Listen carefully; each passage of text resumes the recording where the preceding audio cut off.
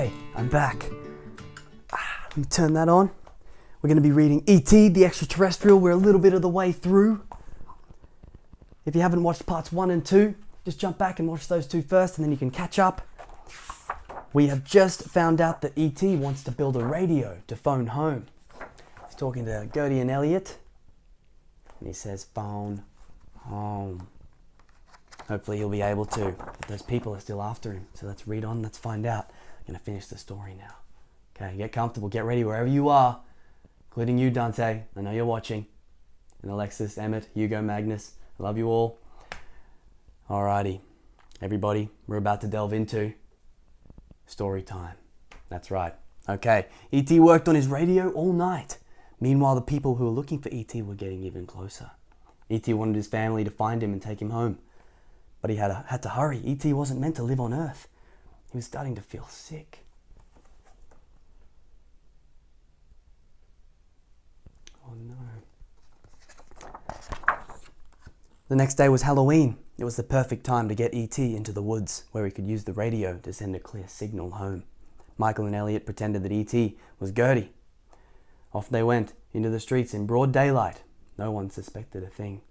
Some of the costumes made E.T. think of home. Isn't that cool? Away from the other trick-or-treaters, Elliot and E.T. got on Elliot's bike and headed into the woods. When the ride got too bumpy, E.T. took over. Together they rose off the ground and soared through the sky.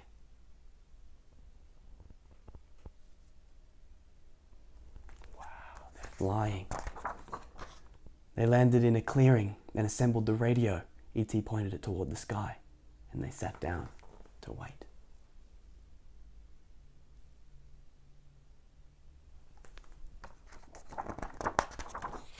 Elliot woke up cold the next morning.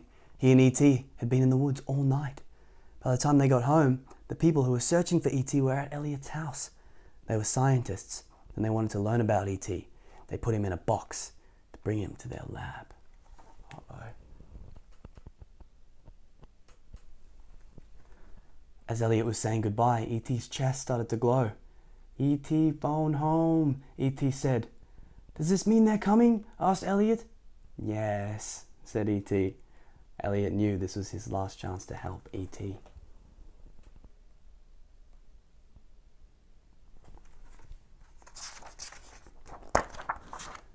While the scientists were busy packing up their equipment, Elliot and Michael snuck E.T. out of the house.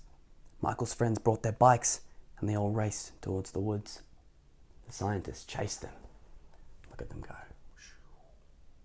And from here. After them, riding over cars and all kinds of stuff.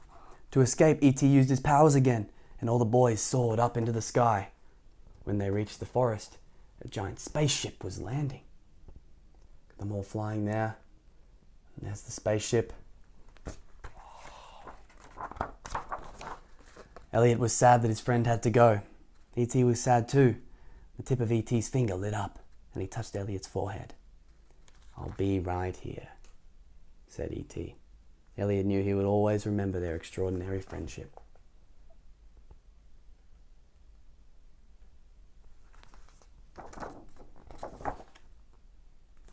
And there they are, all waving goodbye to E.T. as he gets on his spaceship, travels back home to his planet.